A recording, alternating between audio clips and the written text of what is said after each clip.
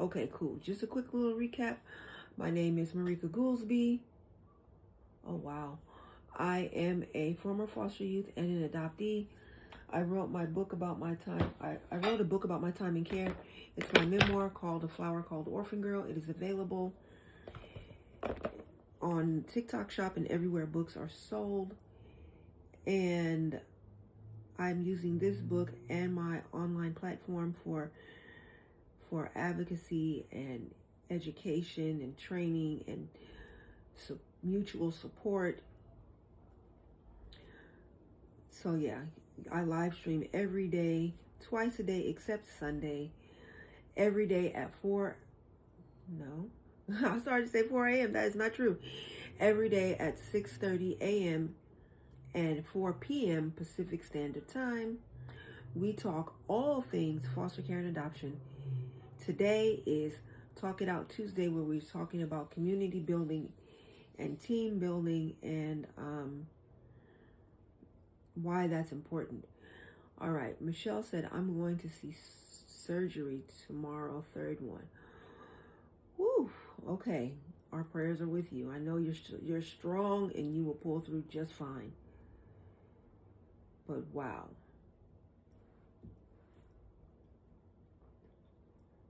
Yeah, I know you'll do great. And we can't wait to hear all about it after it is completed. All right, we have 2. Let me see, who we got? Okay, Care Bear.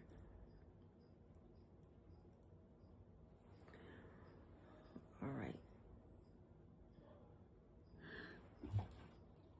All right, this is water. You just have to announce it because TikTok swear up and down you on something else.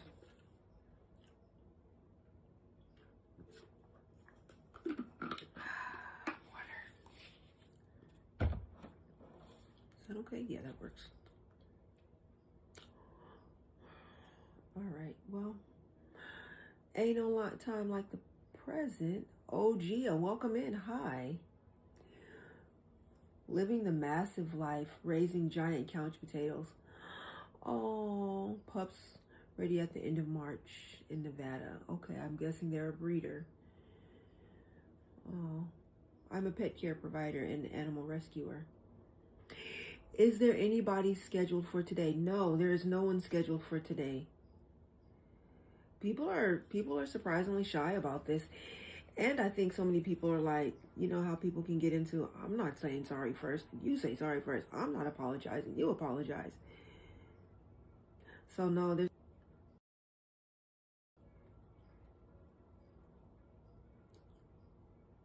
which I don't know why I really thought that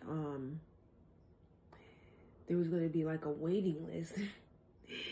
You know why I thought that? I thought that because I know there are so many connections that need healing, but everybody is too scared to be the first one to make the first move, so to speak. So yeah, hey Abby Green. So yeah, there's no waiting list. But one day, I feel like, we're just now getting started. We're gonna pick up some speed, gain some traction, and it'll happen. I'm a patient person. Lucky Chance We. Interesting. There was something I wanted to do real quick. Where is it? Here? No. Here.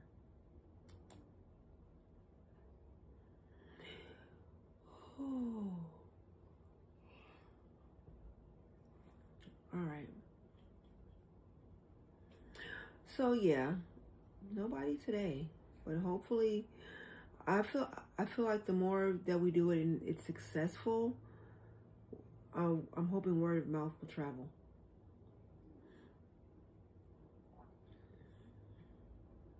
All right, I'll invite you just because super fan, That's number one top quality already. Hello. Hi, How you doing? Good. Good. You want to go ahead and do your introduction and tell me what are your thoughts around the Talk It Out Tuesday? My name is Kira. I am 51, she, her, a part of the community because I worked with families experiencing homelessness. Sometimes DCF was involved. We also helped with reunification. I know me, like, I don't think I would feel comfortable saying, oh, there's somebody in the group that I have a problem with, even if I did. Or they don't have to be in the group. They don't have to be in the group at all. They could be someone else that you just bring to for this process. But yeah. Yeah. I mean, I don't know that anybody that I have, well, I don't have that big of a problem with somebody, but that anybody that I would have a problem with probably would not come on alive that they didn't know. You know what I'm saying? Or, you know, and they're going to come onto this and not know you and not know if they're going to be safe, if the process is going to be safe. So I think that's part of it. Yeah. But even if it was somebody within the group, because there's been things that have been said that I'm like, ooh, I don't think that I would feel comfortable, like, bringing that up. There are things that have been said that you have been like, what? There's just been sometimes people have come on and they've said something. I'm like, I mean, you know, there was this one guy on that one night where I was like, it was definitely triggering. You know what I'm saying? Oh, yeah. I mean, that person, there's no relationship there to repair. Right, that's true, yeah. So I wouldn't expect that. I don't have, I don't know. But even if I did have a relationship with somebody, I don't know that I would feel comfortable bringing it up. I'm not, like, no, I don't like conflict. Mm-hmm. You know what I'm saying? So if, like, when we did the role play one, like, I don't know that I would have come up about it. I would know, absolutely, that's different. If somebody said they had a problem with me in the group, I would definitely come up. Because I do know that you're safe. I would come up and I would want to repair it. Okay. I don't know that I would feel comfortable saying I had a problem with somebody else. And I think that's the problem. Maybe people don't feel comfortable. Maybe they feel comfortable telling you, but they don't feel comfortable, like, having it, like, told to the other person. Does that make sense? I think so, yeah. I just know I'm, like, a non-conflict person. I would want to resolve, if somebody had a problem with me, I'd absolutely give them space to tell me. I'm like, sadistic. I'll take it. You know what I mean? But I don't want to be the person. Does that make sense? It does. It does. Like, I'm happy to apologize to anybody, but I don't know that I would feel comfortable asking for somebody to, like, yeah. Does that make it does. I don't know. So. It's weird because I feel like it's, like, split in two. I feel like there are some people that don't like confrontation and they don't want to ever be in a position where they don't know if it's going to be safe, right? Like, am I going to be yelled at or screamed at or cursed out or embarrassed or shamed or whatever, right? And then I also feel like there are people that know a little bit about this space and won't want to do it because that's exactly what they want to do. Like, I won't have the freedom to really curse them out the way I want to, so I don't want to. Yeah, maybe. I don't know. I mean, I love the concept. And like I said, I think I said last time, I definitely would love to see the script, like, and to give it to my case managers. Oh, God. I think that, you know what, don't apologize. Don't apologize because I get busy. I need one notebook for everything. Don't, like, yeah, please don't. I always tell, like, when I've taken on, like, clients essentially, even though I don't do that work anymore, I've done it on my own time. Uh-huh. And I will tell them, like, listen, I have a full-time job. I am, like, your case is, strikes a place in my heart. Like, I took a whole day off to go to mental health court with this woman who was having, like, all this stuff with her mom. And she's now living in one of our properties, which I was able to advocate for. Mm-hmm. But I, like, took my personal time off to go do that. But that was just because, like, I really felt like I wanted to do this. Yeah. And I told her, I tell her, like, I give you permission to bug me because I am busy and I will forget. Yes, yes. And that's what I always, like, if something's important to me, like, if I really want to follow through with it, I always tell somebody, I give you permission to bug me because I will forget and it will not be reminder. Because, yeah, it's not because I don't think this is important or I don't care about your case or whatever. Right. It is because I get overwhelmed. So I don't know, maybe that's something you can do. I give you permission to bug me if it's something like that you're like, I might forget to do this for sure. Yes. I always tell people, you cannot bug me. I need frequent reminders. It is definitely nothing personal or like you're not important. Yeah, I use that phrase all the time. I give you permission to bug me. So I like it. That can look like a text at, this time.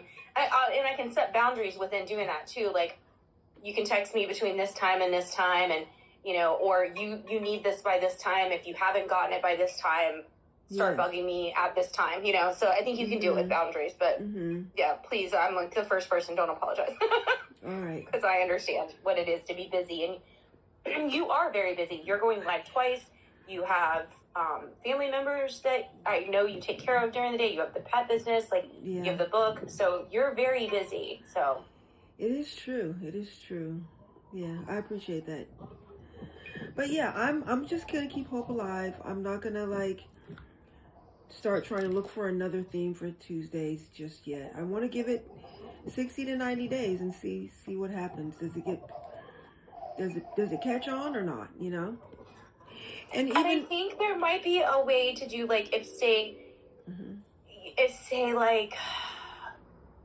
maybe somebody has an issue with their mom or something and the mom won't participate, but maybe there's a way to find closure for somebody to role play with them, to try and, even if it's exit, I just want to close this out. And they can kind of give a backstory so the person that's role playing as the mother would know the backstory. I don't know. I wrote that down. I like it, actually. I like that. Yeah, that's an idea. Because it's still working on... I'm good at role playing, so I'm happy to be the person that they role play with and help find closure with. So I like it. Yeah, because it's still talking about relationships and connection. And that's kind of what I want it to be about, as far as Tuesday. So yeah, this morning we had a really good discussion about it. So that was cool. What did you guys discuss this morning? Basically kind of what we're talking about now as far as Talk It Out Tuesday. And, a lot of the concerns that came up were like, oh no, that'll get way too heated or... And I'm like, yeah, no, not the way that I do the format. And if people are getting way too heated and they can't hear and I have to mute somebody, then it's like, you know what? We're going to try this again in a couple of weeks because it seems Has the morning crew seen, so the night crew, we did a role play that ended up being a real thing. Yeah. Has the morning crew seen a real one or even a role play? Nope, not yet. Because what I can tell you is that I did de-escalation training, and during the training, one of the things they did was they were like, pick a topic, and I want you to be as mad as you can be. You can do anything in the room. They even said, you can throw a chair as long as you're throwing it in a safe place. Nobody's going to get hurt. Yeah. Nothing's destroyed. And I actually had a real topic that I was really upset about. I had some kids that had IEPs and they were not being resolved. They were not being taken care of. And I was really angry about it. Yeah. And doing the de-escalation, I went into it real angry, real angry. And just following the de-escalation, I couldn't be angry anymore. I wasn't angry. So I think that's kind of the thing, with this process, we need way more role plays. Yeah, it's not you. I couldn't, even though it ended up being a real subject. I couldn't be angry. I wasn't at all angry. I think both of us literally. I know I'm easy to cry. That I'm an emotional person, but it was very safe, and I didn't feel at all like it escalated because of the way that the process goes. Yes. Same thing with de-escalation, because if you do de-escalation right, like you're not mad because you're de-escalating properly. So anyways, I think seeing the process might be helpful, and maybe if you have in the morning crew two people that are willing to do a role play, I like it. That might be helpful. Yeah, definitely. And yeah, I think that's just where we are for now, right? And I think that's okay too. I can't have any expectations with this whole process, honestly. But I do like the idea of just starting there. Until people catch on and see like, oh, okay, this is cool. Let me try it. That looked helpful. That sounded helpful. And even in the morning crew, if there's any, like, even if it's a small thing, that, like, between two people that you can be like, it's safe, or what, maybe do the role play, and then I think you probably hear about the conflicts within the group. They probably tell you, like, they're probably saying to you, like, oh, so-and-so, and maybe you can encourage some of those things to be like, hey, since you feel this way, why don't we do this on Talk It Out Tuesday? I think this would be a great one. Yeah. I mean, I just don't think there's a lot of conflict within the group, but I think, any little thing, even if it's minor, like somebody said something and I felt this little way about it. It's not that big of a deal, but I did feel this little way about it, and they tell you about it. I think you could bring that up and say, hey, I think this would be a great Talk It Out Tuesday. Yeah. That's a great idea. I love it. Thank you. I've got it down in my notes. Yeah. And like I said, if anybody ever has a problem with me, I'm happy to come up here and go through the process. So you can tell everybody. You can even put down a message. Anybody have a problem with Kara? Oh, She's willing to come up and do Talk It Out Tuesday. Oh my gosh. Like, even if it's minor things, like you just don't like that she doesn't come on camera or whatever. Right. See me making a post. You want to come for Care Bear? Bring it. No. Bring it. Yeah, I'm just kidding. I'm totally kidding. She will apologize all day long. Oh no. Hi Aries, welcome in. All right, this is really good. This is good. Every day I say it. As much as I teach, I learn, and I love that. I am learning so much just by doing this work, and yeah. I also something just popped in my head because I'm working on a grant right now. I wonder if there's like a day that we could do. This is a future idea because I know you have a schedule already, but like resources, like who can provide resources, who can say this is a resource I need, and so that the group could because like I know a lot about Social Security applications, I know a lot about like IEPs, different things. I wonder if you could get people to come on and say, hey, this is a resource I need, and then somebody in the group goes, oh wait, I raised my hand, like either I can connect you to the resource or I can be the resource. I wonder if we could do a resource. Yeah, I wrote down resource share out. Yeah, that's possible. Ooh, maybe we can call it an online fair. An online resource fair. Yeah, and if somebody, and that could also be like online resource fair, but / like somebody in the group, like we've identified people in the group that have lived experience that would be really good at doing something in this space. Like, how do we help them do that? Is that by helping them start a nonprofit? Is that by helping them understand the training that they can get to then go work for a local nonprofit in their area? Because we have identified some people in this space that are very intelligent, have lived experience, that could be a force if they had a way to impact this area. Okay. All right. I love that idea too. I wrote that down. Yeah. All about getting the word out, advertising, letting people know to show up, to share, exchange, give some, take some.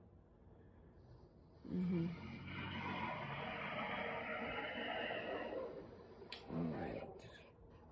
Oh, for your well, Monday isn't Monday about like political stuff Yep. or like news stuff?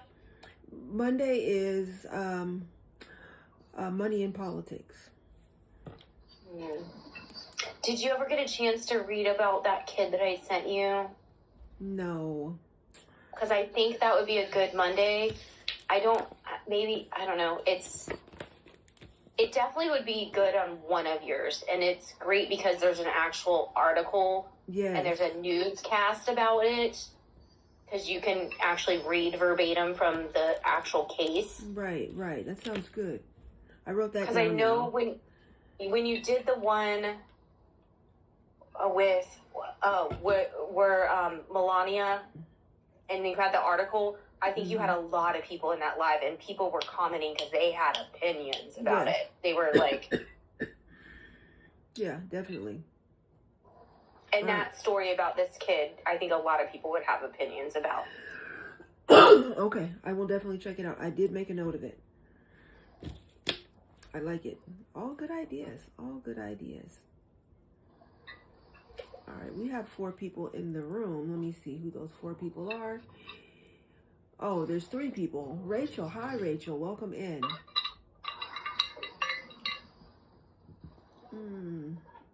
Okay. I know she's not here, but have we heard any updates on Victoria? And if you don't feel comfortable sharing on here, because it's not your story.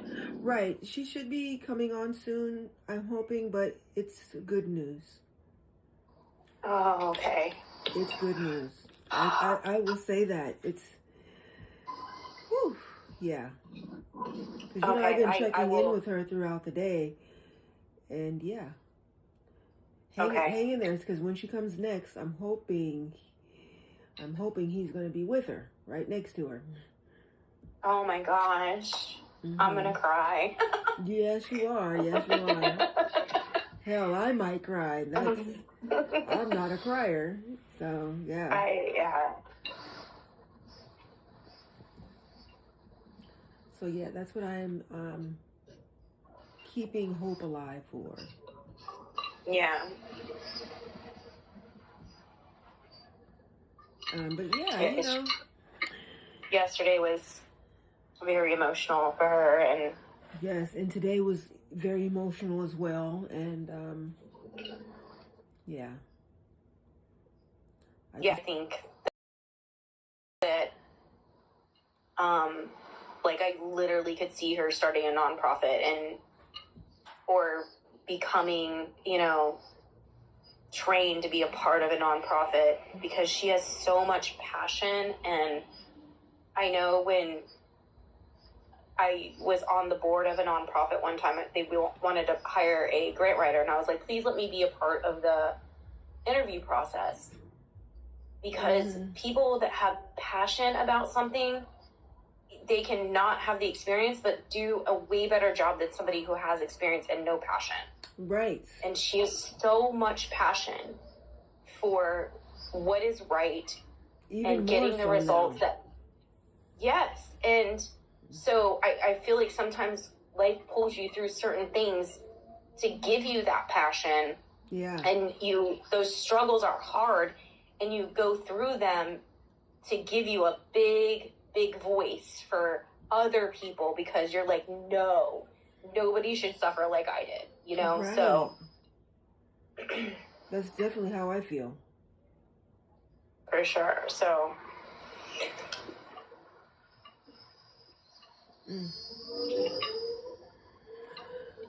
So yeah, it feels like it's another thing I have to figure out with my coach is why, and I keep hearing that this is just the way the app is set up, or for whatever reason, that it literally takes like 30 minutes for folks to know that the live is going. And I feel like other lives that I've gone to, that that have a schedule, because that's kind of the point of having the schedule, people are there. You know what I'm saying? Like, live starts at 3. Boom. You know? Yeah, I know. I always look for you. I try to come on through the FYP, which is what I did tonight. Oh, sweet. I saw the invite, so I was like, let me keep scrolling till I see her. And I did come on through the FYP, but awesome. Thank you. I do look for you at that time so that. How many mods do you have? Let's see. 3. How many are typically here at nighttime? 1, 2. No, actually I have 4. And 1 comes every single time in the morning and in the evening. No, 2 come, well, 1 comes is kind of a for sure. And then there's another that is kind of a for sure for the PM. But none of them are here right now, so. Yeah, I mean, I know when I was going live, I had 3 accounts that would. I only went live once or twice a week, so it was very different. Okay. But they all came in as soon as I went on, and they all did all the things that you talk about, like tap, share, comment, like, heart me, all that stuff immediately. Yeah. Which helped, but you do have a much more. You're going on a lot more than that. Right. Hi, Exie. Welcome in. Hey. Exie is a super fan. Let me bring her on up. I'm willing to discuss with you guys being a mod, because I do come on here pretty much every night, so. Okay.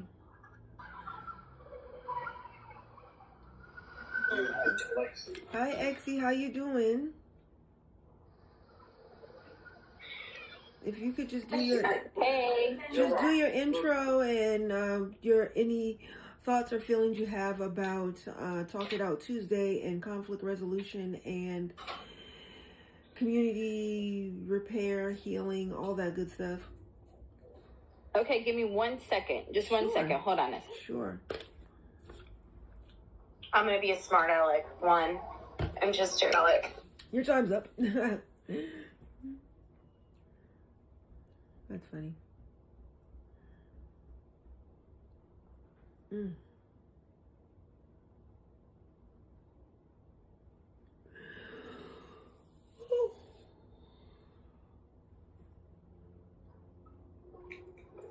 I also think Exie is another person that would be really good at doing some different things.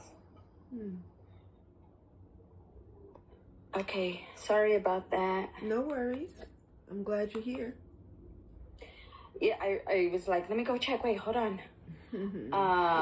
Because, you know, in the evening, because there's a 3-hour difference. Yes. I believe there's a 3-hour difference, right? Yes, that's it's 8 right. o'clock here.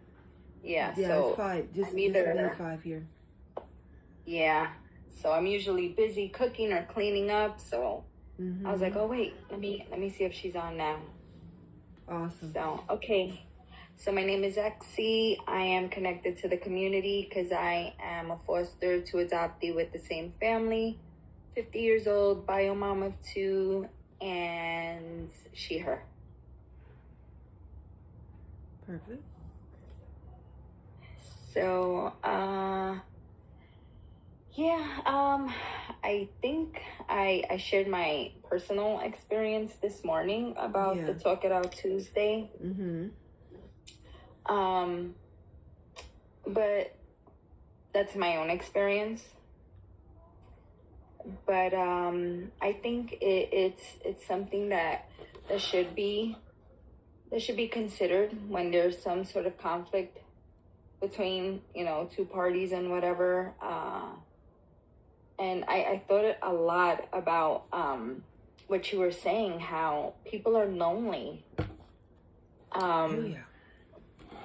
A lot of people just give up right away.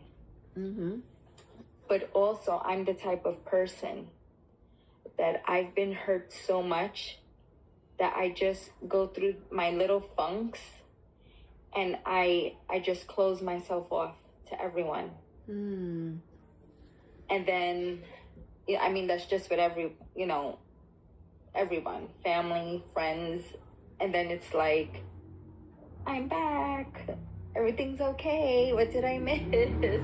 Yeah. And I know it's not a good way to deal with things, but it's just something that's been, it just automatically happens with me for so long now, since, I was a teenager. But yeah, it's something I'm trying to get out. I think I've gotten a lot better. Okay. I've gotten a lot better. And I think it's because I have my community coming to check up on me more now. Like, oh, hey, how are you? Haven't heard from you. Let's get together, or,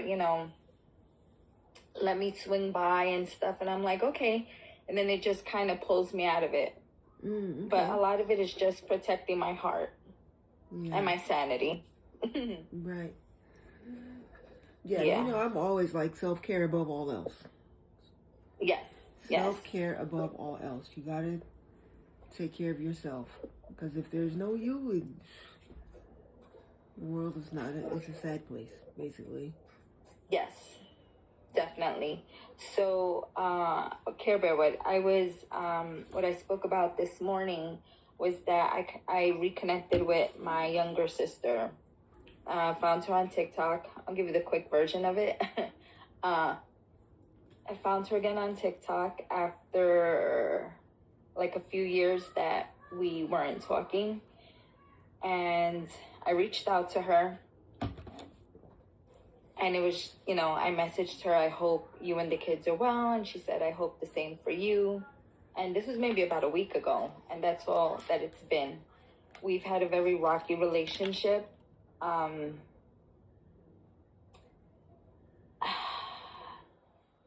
It's, she's my sister from my mom's side. So I don't talk much about my mom, but there's just like a lot of trauma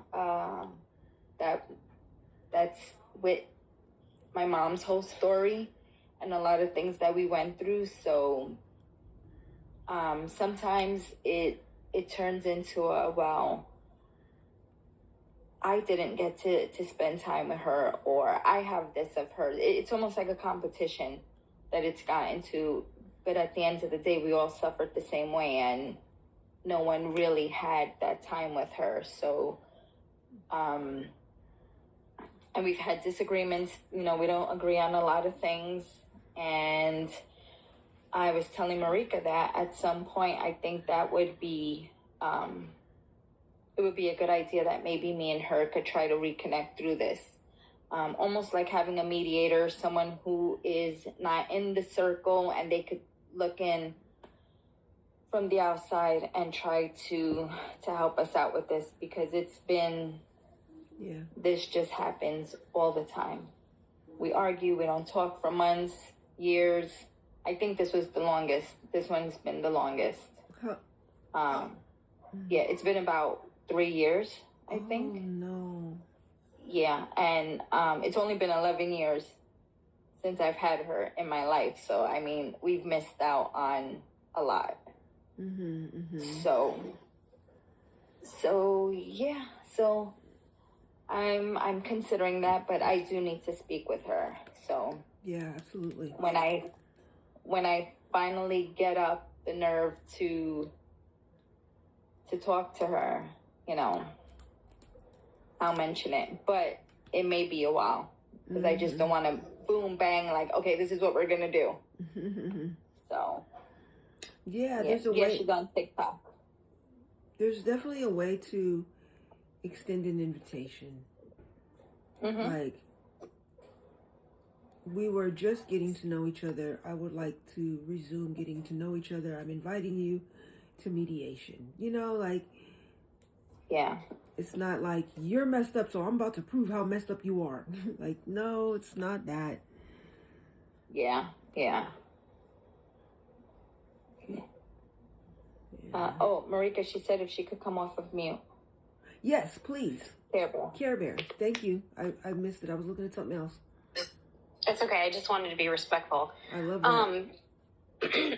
Actually, I was just listening, and I would say that before you invite her to do the mediation, maybe invite her to Marika's live so that she can start to see that Marika is a safe person before you invite her, and just say, hey, I've found this group and I really enjoy my time on there, and I would love for you to have your input in this group because you have a different perspective than I do, and I think your perspective is valued, and I would really love for you to come to this live, whatever time works better for her. Yeah. I think after that, she could see that Marika is a safe person, and then it might feel more comfortable for you to invite her to do that process when she feels like she's gotten to know Marika a little bit better and understands this space is safe.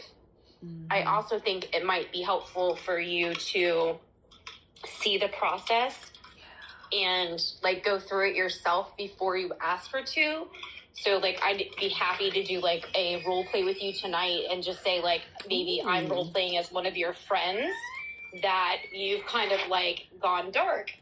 And I can tell you how that makes me feel, and we can do the process together. And then that way you might feel more comfortable about the process going through it, even though it's kind of a role play situation. I like it. I like it. But that's completely up to you. I'm putting you on the spot. I'm happy to do it with you.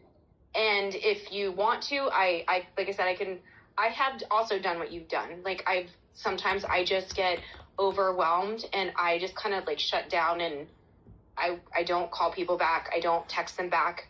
So I kind of understand that side of it. So if you would like to do that, I'm happy to do it with you, just so you can see how it does not feel like an attack at all. It feels very calming to do this process the way that she has it. Yeah, I kind of have to. I kind of have to figure out like really how to approach this also, because there's 7 of us. So out of the 7 of us, my the oldest one of all of us, my half sibling, she was adopted, but at an older age. She I want to say she was about 8 or 9, between 7 and 9, that she was adopted. I was adopted also because I was born addicted. My older brother and sister, they ended up with my dad's family. She was raised by my younger sister. She was raised by her dad. So, like, every situation with us is, like, so different. So, I have to tread lightly approaching this. Yeah. So, I just need some time to communicate, to reach out to her. Yeah. Oh, hi, Big B. I didn't even see him come in. Okay, yeah, that makes sense. But as for now, would you be interested in doing like a kind of a practice run with Care Bear? Sure, but not on here now. Okay. It's complicated, Marika. No, I mean just Yeah. make something else up. It doesn't have to be about them at all. Yeah, no, I could just literally be like pretend friend that you've ghosted for a little bit because you know, kind of just shut down for a little bit. Yeah, you can totally bit. just make it up. It can be completely made up. Just so that you can see how the process goes. What the questions are. Yeah, it doesn't have to be anything real to your life at all. Okay. No, I didn't. I didn't see you come too. in, Big B. I think I was reading my notes. But nice to see you. Oh. Hey, Big B. Yeah. Yeah, I have one of those situations too, but I'm just not interested in reconnecting with her. I feel like it was a total betrayal type of thing. So it's like, Yeah. You know, I'm very big on loyalty. I'm a very loyal person. I think, Marika, you could see that. I have a big heart. And when people show me their true self, then that's it. You know, I can't, there's no coming back from that. Okay. Yeah, I tell my daughter all the time, when somebody shows up and shows you who they are, Believe them. believe them. Yes. Believe them. Yeah, absolutely. I totally get that. Yeah. Let's see. We have 7 people in the room. I'm very happy about it. We are talking about Talk It Out Tuesday. We are talking about basically community healing, repairing relationships, repairing connections. I think that's very important over just trashing it and moving on to the next. And I'm also aware that all connections cannot be repaired. Sometimes you just have to agree to disagree, and we don't really connect on anything else. So thanks for the memories. Nice knowing you. Moving on, and I feel like even that can be done in a way that is calm and peaceful. Like, I was going to say, I agree that I think this process would still be able, even if you said we're going to go our separate ways, it could provide closure for each person. Yeah, absolutely. Big B said disconnected, LOL. Oh, hi, Rachel. So, yeah, just a quick reminder for folks that are in the room. I do like to have a panel discussion. There's a couple of ways to get on the panel. All of them start with getting your Daily Heart Me. Daily Heart Me, be a super fan. Daily Heart Me, participate in the live goal or the gift gallery. Daily Heart Me plus 60 shares and 1K taps. So those are the 3 ways to get on the panel. And if there is someone who would like to try my Talk It Out Tuesday format, I don't do enough anymore to get on that song panel. My tippity tap broke. Oh, your tapper broke? Dang. Yeah, we said it at the same time. Dang. So yeah, there's 3 different ways, basically. Right now, the panel is consisting of super fans. So basically, when someone sends a request, I will check their stats. And then when they come onto the panel, they will do their intro, name, age, pronouns, how are you connected to the community, and what are your thoughts and feelings on the topic. The topic today is Talk It Out Tuesday. I have a very,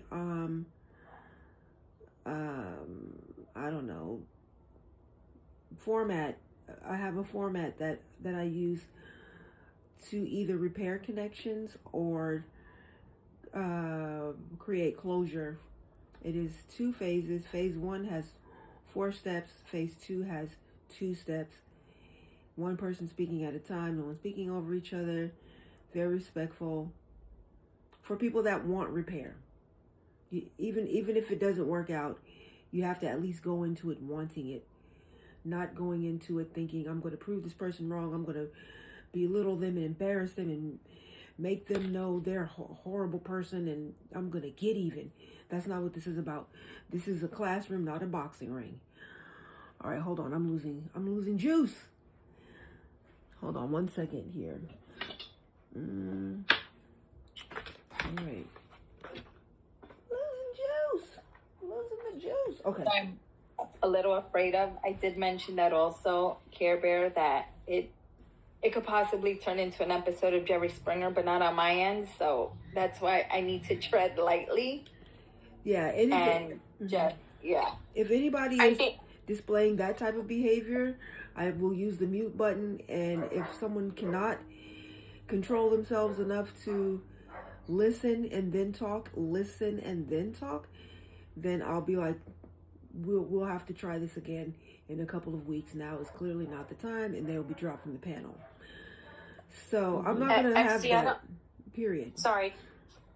XC, I don't think you were on here when I was talking about how I had gone through some de-escalation training, which is very similar to the techniques that she's talking about.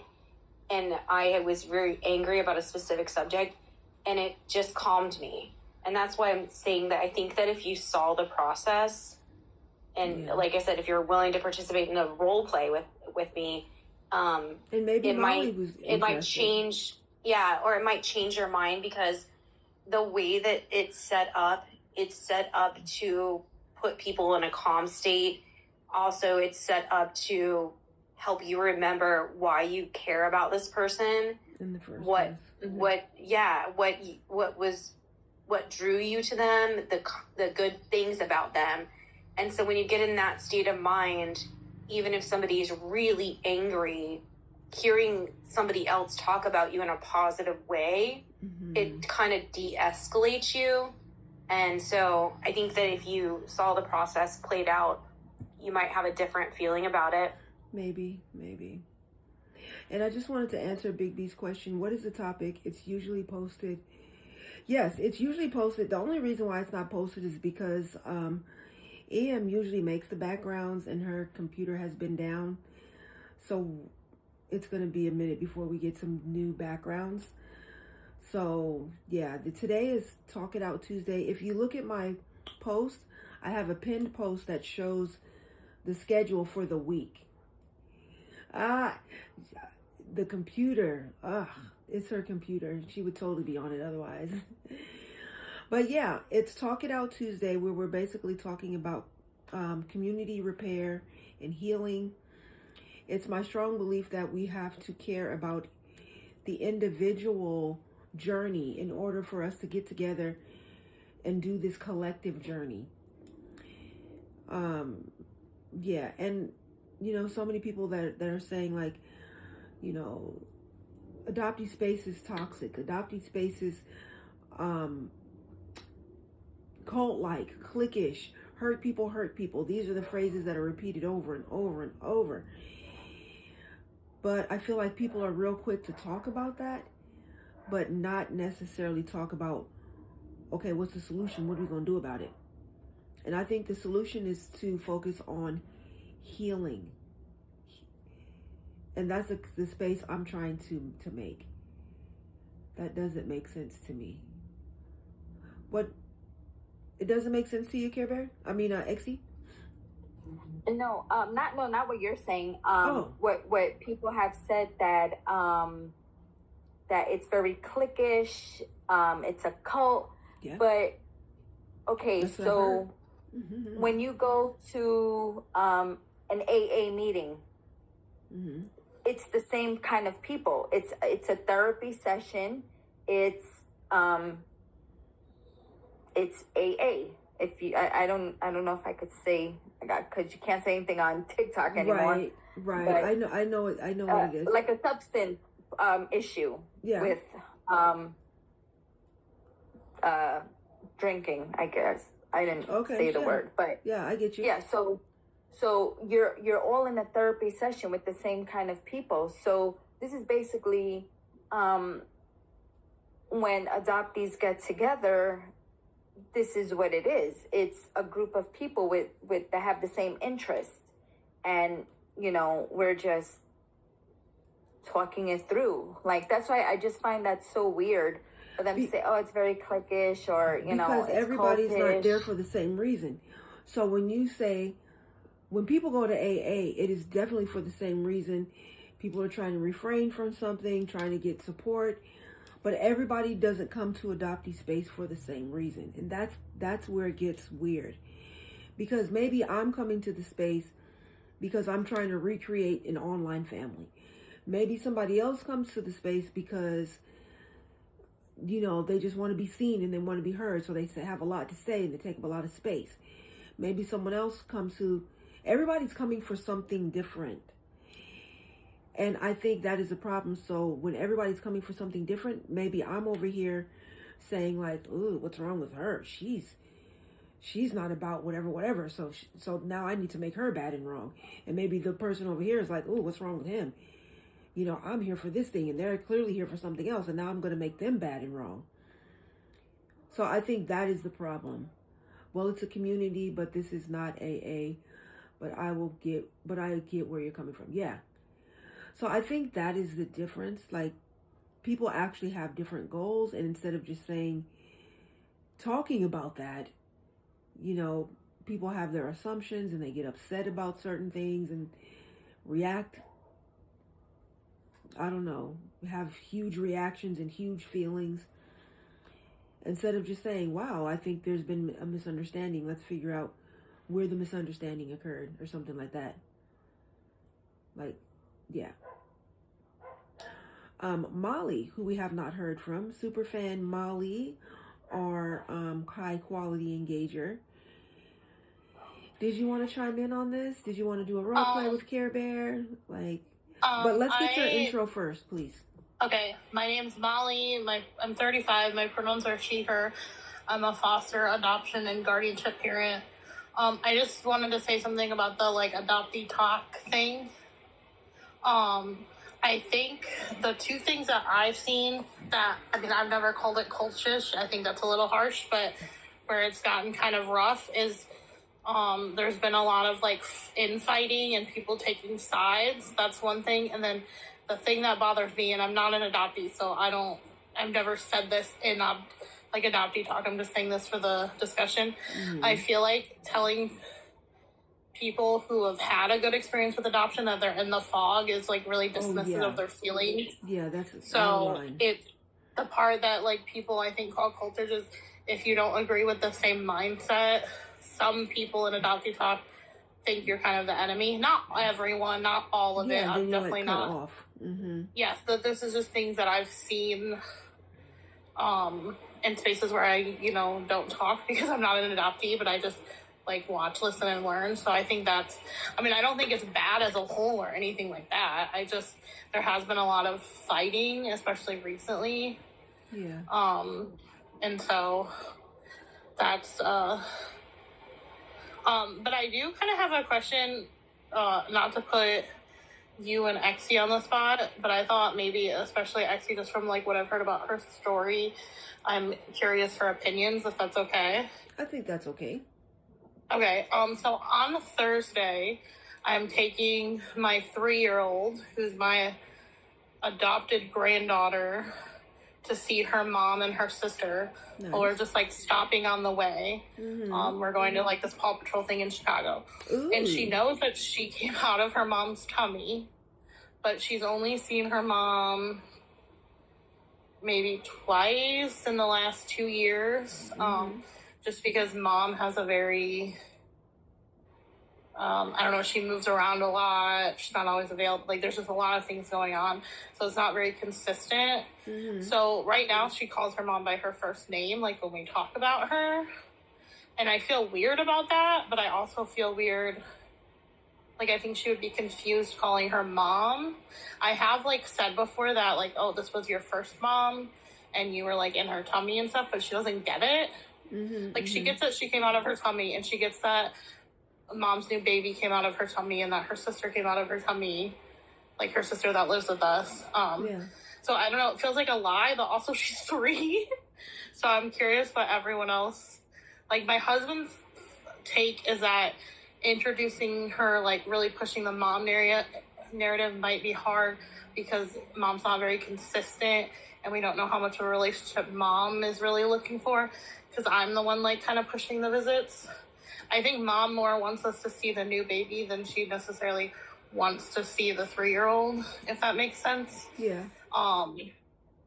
So I don't know, I'm curious for everyone else's.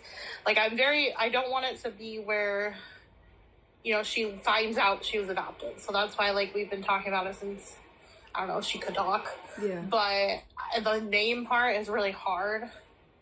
Yeah. Because she doesn't understand. So I'm curious on takes of people who have been adopted. Yeah, I think at 3 years old, she's not too young to understand. I think I would get with the mom and say, how do you want to be introduced? Do you want to be introduced do you want it to be a mommy number 1, mommy number 2? Do you want it to be mommy A, mommy B? Do you want to be mama and mommy? Do you want it to be just your name? Because maybe she's just my name is fine. I would just get on the same page with the other adult, and then that's how you're going to introduce her to the kid. And the kid will be fine either way. She said before that people keep asking her if it bothers her that they call me mom, and it doesn't, and that she knows I won't let them forget her. Mm-hmm. But other than that, she doesn't have a lot of. She's not a talker, an opinion. I think it's a coping mechanism. She's very, very removed from the situation, if that makes sense. Yeah. But I still would say I'm going to be Yeah. introducing your kid to you. Right. What do you want? Yeah. Am I saying, little girl, this is Susie, or little girl, this is your tummy mommy. You know what I mean? Yeah. If you already have that language going. And I don't use tummy mommy because they consider that gross. So like I like first mom.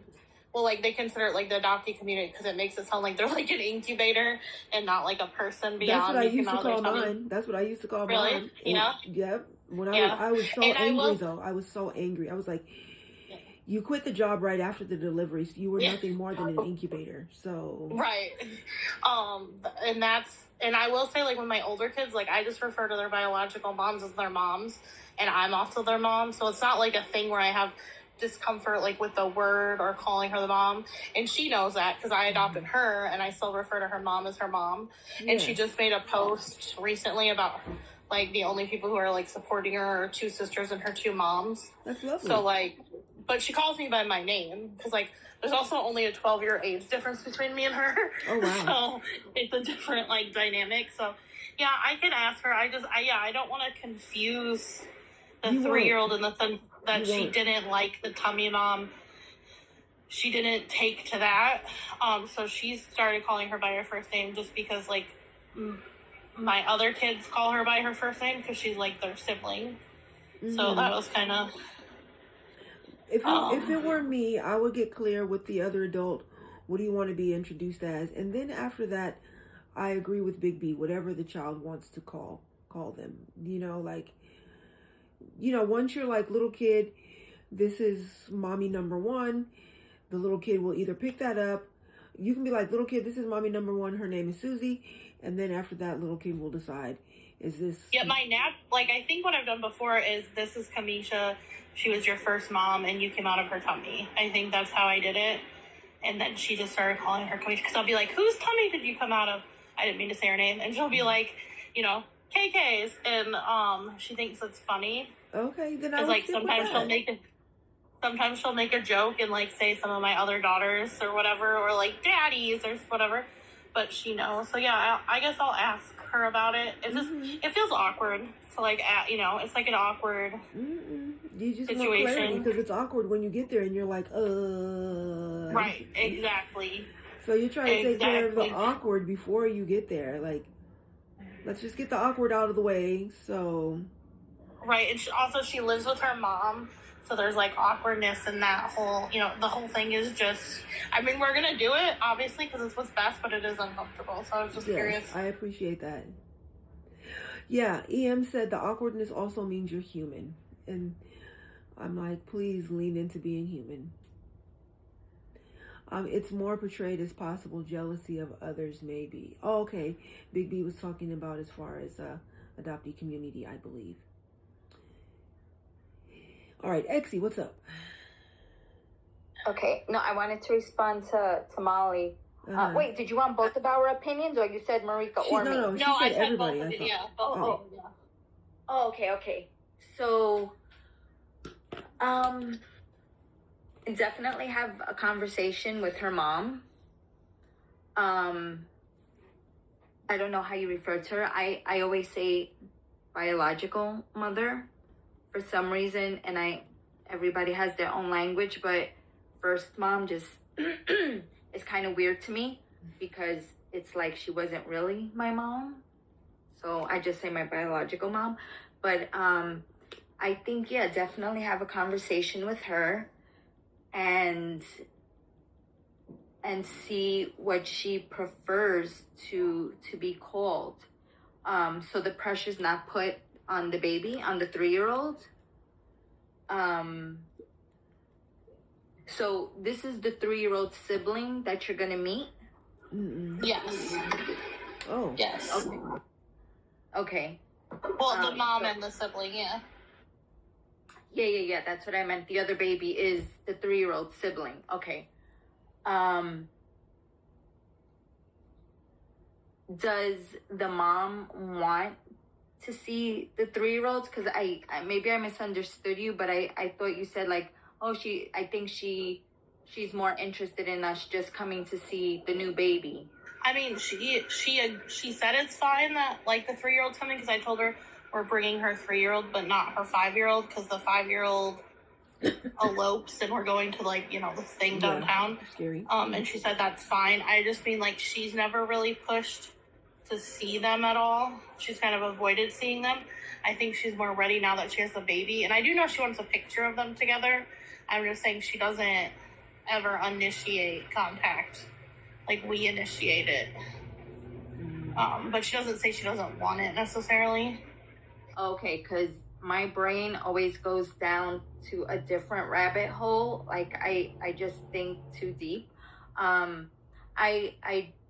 just don't want the 3-year-old to be confused as, okay, why does this lady who is my mom, my first mom, why does she have this baby but I'm not with her? Yes, that's bothered me since the baby's been born. Like it's maybe, really hard. It just seems like it's a really packed situation for the 3-year-old. Is the 3-year-old excited to see the baby? A little bit. I did have a conversation with the mom that I'm telling the 3-year-old that the baby came out of, you know, the person's tummy, and that, but I'm not using the word sister just because I don't want her to be confused, because she would think that the baby was coming to live with her, just because we've like picked up a newborn from the hospital before, so she kind of knows how it goes. Okay. Because I don't want her to be confused and think we're taking the baby home, because I think that that's 100% what she would think. Obviously, like, I'm not going to lie to her as she gets older. Like, I am telling her the truth. I'm just not using the word sister because... Yeah, certain language you're not going to use. I get that, yeah. I think she'd be sad, and I don't think she's going to feel like now, why don't I live with, you know, my bio mom? Because she's just so used to living with us, like, that's not... She doesn't know her. I think as she gets older, though, there's going to be a lot of hurt on why she kept this other baby. And that's hard for me to like. I mean, I think it doesn't have to be hard. I mean, you know, a lot of women, I feel like, you know, with the first baby, they're, you know, going through hard times. They're like need to finish high school. They need to like finish substance abuse treatment, and then that all those things happen. And now they're just a little stronger, a little more settled, a little more focused. You know? Yeah, this is the third baby. We have the first two. And it's going so with like, you know, how mom's doing. I think I talked about that before, if mom was going to be able to parent.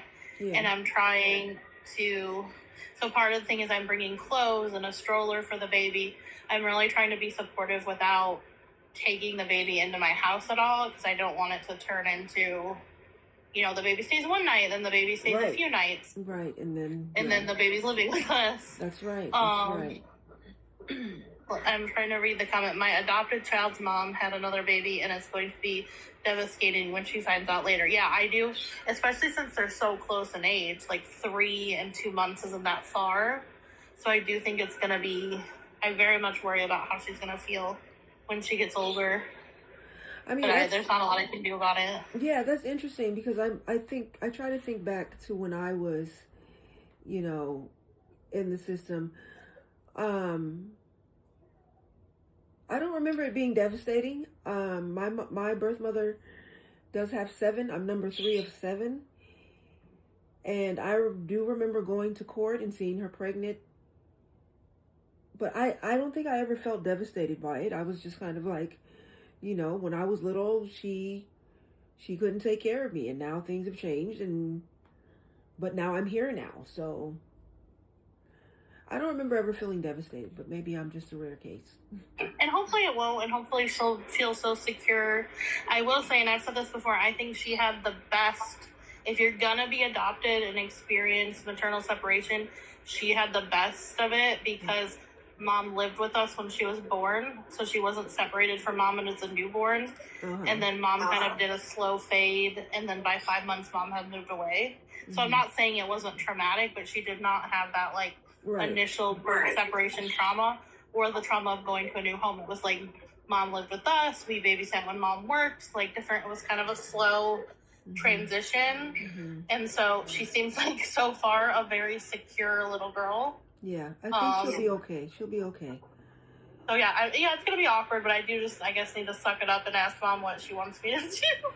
Yeah, and I think the little girl is going to be fine. She's going to be fine because, like you said, she's secure. She knows who her mom is. She knows you're also her mom. It's only complicated for us. Yeah, one thing that's a little sad about it is, our second oldest daughter, who's also black, and me and my husband are white, and all of our kids are black. That wasn't intentional, by the way. It's just like siblings, where we live, whatever. Because sometimes people are like, why do white people do that? But we live near Chicago, and it just is what it is. I'm like, why is she so obsessed with our 19-year-old babysitting her more than like this nanny we have come in once a week who like actively plays with her? And Joe's like, it's the only adult that she sees every, couple days that looks like her. And I was like, oh yeah. Yeah, cultural marriage. That makes sense. Yeah. Because she's like obsessed with her. And like my daughter is nice to her, but it's like not, Yeah, it's not the same. Yeah. It's not like her babysitter, like we hired just to play with her. So I thought that was interesting. And then on the same note, so my friend does respite care, and my friend's white, and she's married to a black woman. And my 10-year-old, so my friend brought her son, who's from a previous marriage, so he's white. And this is just how innocent kids are. She's like, wait. She told my friend, she's like, she's like, shouldn't your baby be half black? Because she knew she was married to a black woman. Maybe she is. Yeah, and it was just so funny because she just, like, I don't know, it's just so funny how kids, like, are so innocent and, like, but yeah, no, like, I'll ask her, and I'm sure I'm over worrying it. I don't think contact is a good thing. I'm just trying to not do too much contact because I don't want her in and out. Like, we would probably have more contact if we didn't have the girls, just because, she has this way of, like, she'll be around a lot, and then she'll move out of state or get away, like, and just be gone. And that's even hard on, my kids who consider her a sibling. Yeah. So I'm trying to, like, protect the girls and have it be, like, consistent. But I obviously also want them to, like, know the new baby. And I want to be, like, a grandparent to the baby, but not feel like I'm setting mom up to fail by being too much. Yeah. I'm sure it could be easy if things are going really hard for mom right now, and I'm sure if I like had the baby a little bit, it could be easy to just give up. And I really want her to like. Right. So I'm bringing a stroller. I'm bringing clothes and diapers and stuff like that, but I'm not offering to keep the baby overnight or anything like that.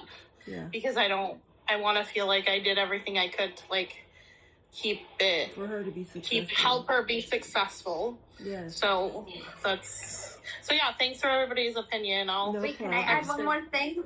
I'm sorry. I just, because that's why I kept asking you questions. I wasn't like trying to pry, just wanted to understand the situation more. But I think have a conversation with both of them.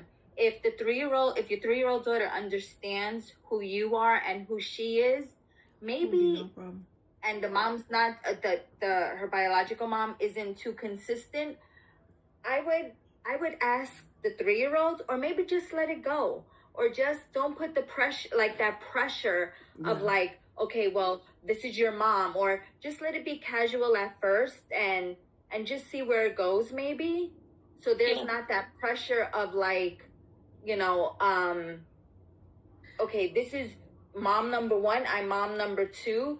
What do you want to call us? And then, and I'm just thinking that because I remember when I was 3 and I was in the judge's chambers and him asking me, who do you want to live with?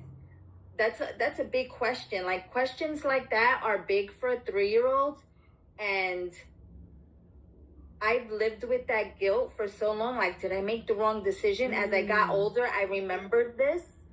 And I was like, oh my God, but what if I said I wanted to live with my real dad? Then what would have happened? So that happens for a long time. So I just keep it a little casual and not put have that pressure on the 3-year-old. Not that I'm saying you would, but from her perspective of what I went through, it wasn't that heavy, but Yeah. maybe just like. Yeah, I see EM's comment too, and I think that's why it organically happened, calling her by her first name, just because she hears the other kids do that. I mean, they're like older. Yeah. And Big B said, yeah, let it organically happen. So, yeah. Yeah. So when is this going down? When is it happening? On Thursday. We're going on Thursday. I'm excited. We're going to the Paw Patrol experience, and then we'll stop by and see her. We're trying to figure it out if we're gonna like pick her up and take her somewhere, because it's really uncomfortable to be at her like mom's house, and it's not even her mom's mom. Like, we have a good relationship. Like, when the girl's mom lived out of state, I still took them to see grandma. Like, we met up at Chuck E. Cheese and stuff. So, like, that's always been fine. But at her siblings, so, like, the girl's aunts and stuff, they just kind of, like, awkwardly glare at us. Like, when we've come to, like, do drop-offs and stuff. So, doing it at the house it's just uncomfortable. So, we're still trying to, like, work out the details. But we'll definitely, like, at least stop by and see. But, yeah, I feel like if I say, this is your other mom, it puts a lot of pressure on it instead of, like, just... it's a visit with, I don't know, our family. And I do say, the other thing I say is I'll say, oh, this is so-and-so, you came out of her tummy and she's part of our family. So I do that. But yeah, I just need to, like, kind of suck it up and have the conversation. Yes. I think that's but I feel, important. Where I feel into the trap, I feel like, because I'm the one, who kind of has the control, and I'm a parent to this person, and I help them out financially. So it's like, it's a power dynamic. So it's like, how much does getting their opinion really matter? It matters a lot. It matters. Because of the power dynamic, it matters a lot. But I didn't mean it doesn't matter. I meant, how much is it going to matter? Because she's just going to go with whatever she thinks I want her to say, is what I meant. I mean, maybe not, but at least you put it out there. Yeah, so at least I put it out. I didn't mean her opinion doesn't matter. I just meant, she's not going to, like, be like, that's dumb, what your idea, like, Yeah. But... all right, well, cool. All right, we have 10 people in the room. I do want to go over the stats of the room really quick. We have 11.8K taps, 128 shares. The shares are low. Welcome in, everybody. Today is Talk It Out Tuesday. Today is the live where we talk about community building, community repair, community healing. And yeah, that's the topic. There are 3 ways to access the panel. They all start with getting your daily heart me. Thank you for getting your daily heart me. And I saw Mother of Nations come in and give a swan. That is so much appreciated, because that helps our league. We are back in the C5, you all. C5, I believe, top 80%. And yeah, it's a big deal. Thank you for the populars. That helps us in the popular ranking. That is a big deal too. So the 3 ways to access the panel. 1, daily heart me and be a super fan. 2, daily heart me and contribute to the live goal and the gift gallery. 3, daily heart me and 60 shares and 1K taps. So those are the 3 ways to access the panel. So when people send their guest requests, I will check your stats and bring you onto the panel. Once you are on the panel, I do ask for a brief introduction, meaning name, age, pronouns, how are you connected to the community, and then your thoughts and your feelings. Yes, that is the way that is free. Well, it's 1 cent, because the daily heart me is 1 cent. That's the cheapest way. Your daily heart me is 1 cent. Yeah, and then I ask you for your thoughts and your feelings on the topic. If you want to look at my post, I have a pinned post that shows what the topics are for every single day of the week, and you can decide, oh, thank you for the baseball cap. You can decide which ones you like more than others, or maybe you love them all. Oh, yeah, thank you, Joe. The popular is also 1 cent. And I always say, If you have 1 cent to give, give a popular. Save the roses for the panel. If you love what the panel is doing and what the panel is talking about, send the panelists a rose, because it is not easy to be on the panel, to share what's on your mind and what's on your heart. It's a vulnerable position to be in. And if you agree with something the panelist is saying, throw a rose their way. But like I say, if you have 1 cent to give, popular, because that helps us in the popular rankings. Okay. So today is Talk It Out Tuesday. This segment started because of all of the infighting within the foster care adoption community.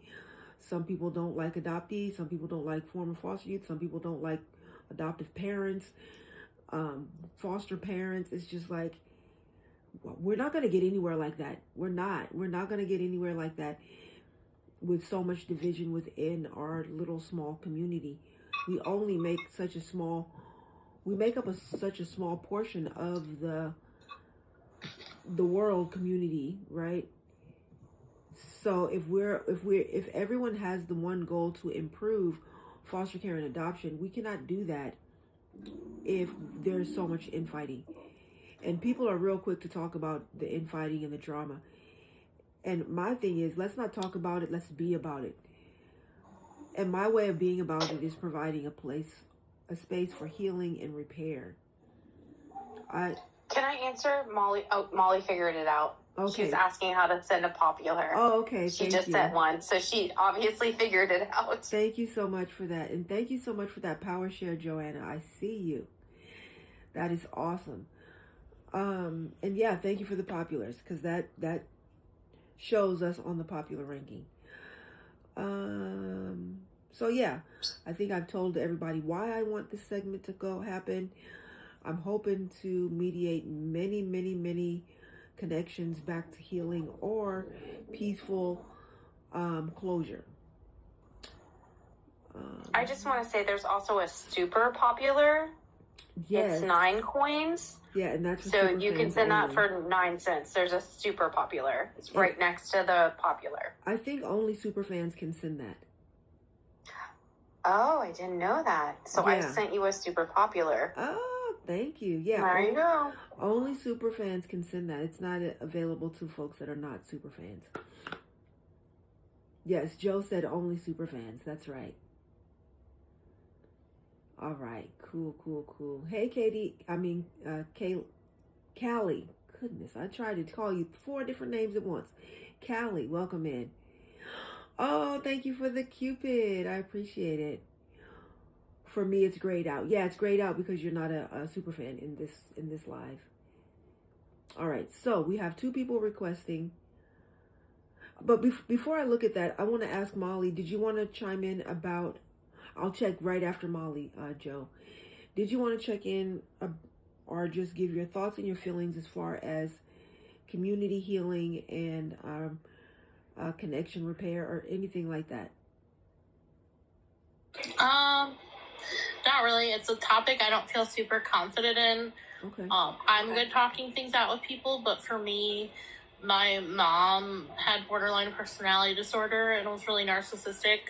So you couldn't talk it out and things would turn really ugly quick, huh? Ugly. Yes, ugly. And so I'm very careful. I don't have a lot of big arguments because I'm very careful with my words. I joke with my therapist that me and my husband, instead of arguing about whose fault it was, blaming the other person, we argue saying it was my fault. It was my fault. Yeah. It was. So I don't have a lot. I do a lot of conflict escalation with my kids. Yeah.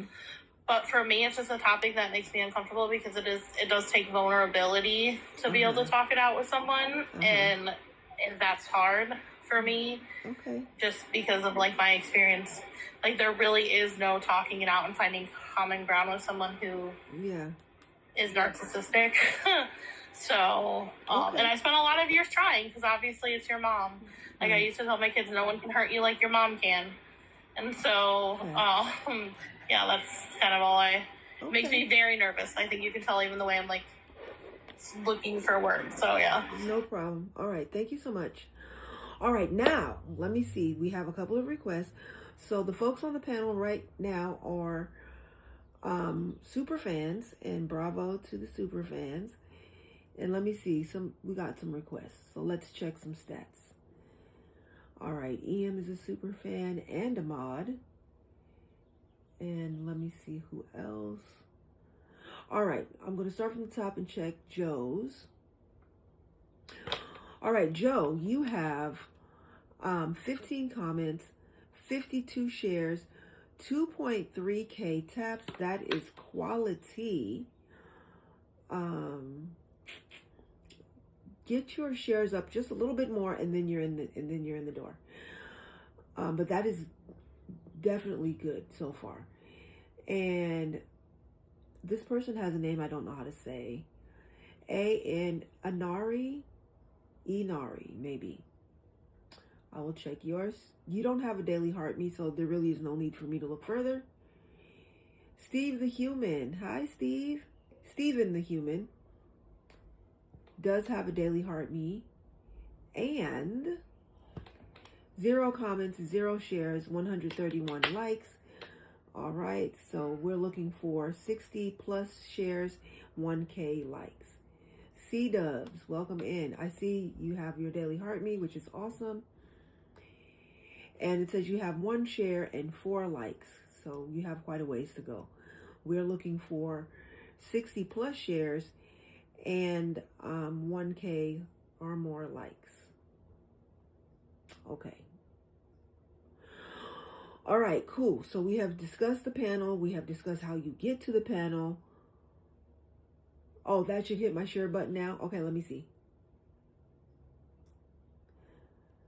Yes. All right, Joe has 16 comments, 77 shares, 2.3K taps. That is quality. That's quality. Okay. So let's hear from Joe. All right, so we've verified your stats. We just need your intro and your thoughts and feelings as far as community repair, healing, all that good stuff. Good evening, everybody. Oh, you got to start my timer. I do. Thank you. All right, you got it. I am so trying hard working on what I call mic jumping. It is a problem with me. I totally acknowledge it. Anyway, my name is Joanna, or Joe. Just don't call me Joanne, please. I am 64 years old, going to be 65 in big old August. I love it. My pronouns are she, her. I am a wife, mother, grandmother. I am a kinship adoptee, married to a wet from the womb, mama got sent away to the naughty girl school adoptee, so 2 adoptees. And I am a genetic genealogist that volunteers my skills within the community, whether that's adoptees, donor-conceived people that are misattributed parents, things like that. Anyone basically with a disrupted natural parentage. And so I help them find the truth. What they do with that is up to them. I offer support through the journey, but just because you search does not mean you have to reunify. I believe that knowledge is our right. It is the responsibility of society to provide it to us. And if they will not, because in this country only 16 states so far do allow adoptees full access, then that is, I hate to say it, but that is my big swear finger to the laws I consider immoral. Mm-hmm. Now, as far as a conflict resolution, our community's been in trouble for a while. Mm-hmm. In the 5 years I've been on this app, it seems to be about every 18 months, but I've noticed the cycle is getting tighter, which is how these cycles. If you look at, like, I'm not going to say we're DVing each other, but if you use the model, because I worked in DV for 10 years, the model of circle of abuse, the part of the circle that gets more and more to the explosive part is what our community's doing. We're getting really past the I love you, I'm sorry. We're getting really fast through the buildup, and we're if you look at what's called the cycle of abuse for DV, you can apply that to our community. Because we're not resolving the issue. Yeah, it's literally a circle. Like you'll see it. It's all over. Yeah, the internet. I It's know been what the known circle is, decades. but putting it with our But if community you is compare the new. dynamics, it's the same dynamic, Marika. But what's happening, because that circle, if you read on it, the parts that are good in the circle get less. The upset part gets worse. That would be the abuse, because abuse isn't always physical. There are 6 types of abuse recognized within domestic violence work, and only one of them is purely leaves bruises. But the others leave bruises that can't be seen. And the other physical is, of course, sexual.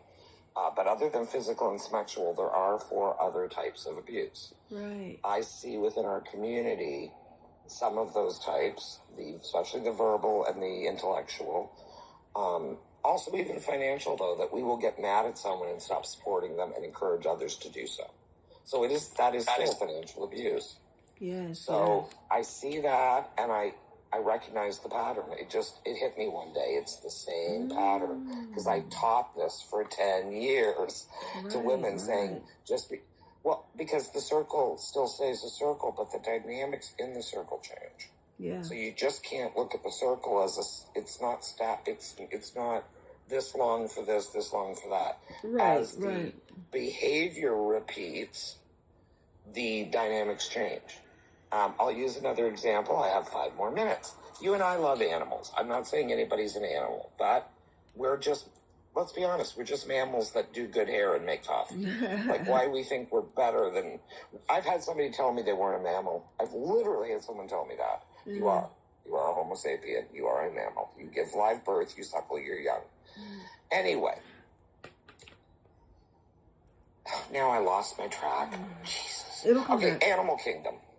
When you work with dogs all the time, right, Marika? And cats and everything else. What happens when a dog is allowed to repeat an inappropriate behavior over and over again, and that it is not, the behavior is not dealt with? Does the dog keep doing the behavior? Yeah, and it can often get worse. Yes.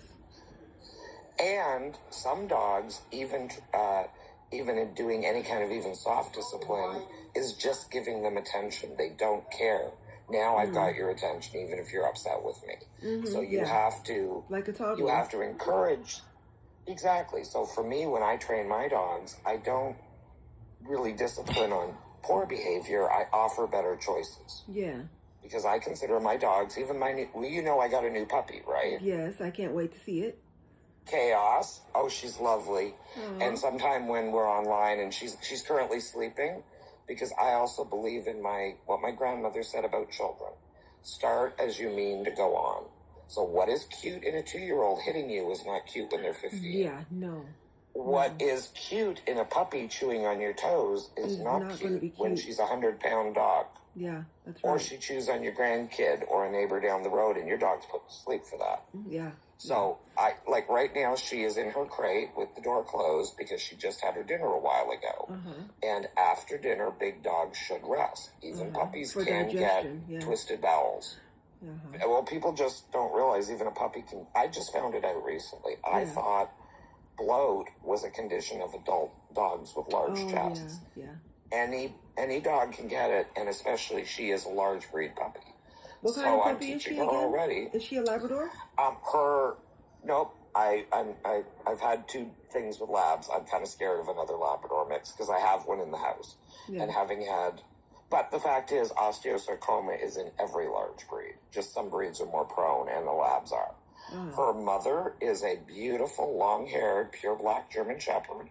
She's German working line, so she's big and far hairier than American lines. Her father, who is himself an oopsie, is half American German Shepherd and half French Mastiff, which is a Doggo Bordeaux. I can't pronounce it, but it's a French Mastiff. She will be a big girl. Yeah. She'll be not as big as a Mastiff, probably, but bigger than the French Mastiffs aren't tall. Like, they're not tall like English Mastiffs. They're tall, but they're not that tall. They tend to be broad. Yeah, go ahead, honey, if you're cold. My husband is, He's like, you're freezing me out. I have windows open, fans running. I hate humidity. Anyway, so she'll be a big girl, but and she will, as some of you know, I'm going to be starting to train my St. Bernard Labrador as my mobility assistance dog. And Miss Chaos, in 4 years, when it is normal for Ruckus to retire from work, because you always retire mobility assistance dogs around age 8. Okay. So you don't, because they do a more physical job. Like, they might have to help you literally get off the floor. So it's not like a seeing eye dog. But so you usually retire them at about age 8, maybe 9, depending on their body. But by that time, young Miss Chaos will be a solid 4-year-old. She will be more than ready to step up. And in that time, especially the last year before Ruckus retires, she will work in tandem with him. So that she'll still go with him all over, and she'll have her vest on when I'm training her. But she will actually go into a working vest the last year, and she will work with him so that when he retires, he will not be jealous that she's leaving with me and he's not coming. He'll have had a full year of working together. Nice. Even if it's a matter of me walking with him while Mike walks her beside me, sort of thing. But Ruckus will come to understand it's okay that he can trust her to take care of me. Yeah. But, so that's the plan for her future, is she will have a job. If her temperament is correct, and if the vet, because with shepherds, we have to watch the hips. Yes. That's why I'm actually really happy she's not pure shepherd, only 3/4.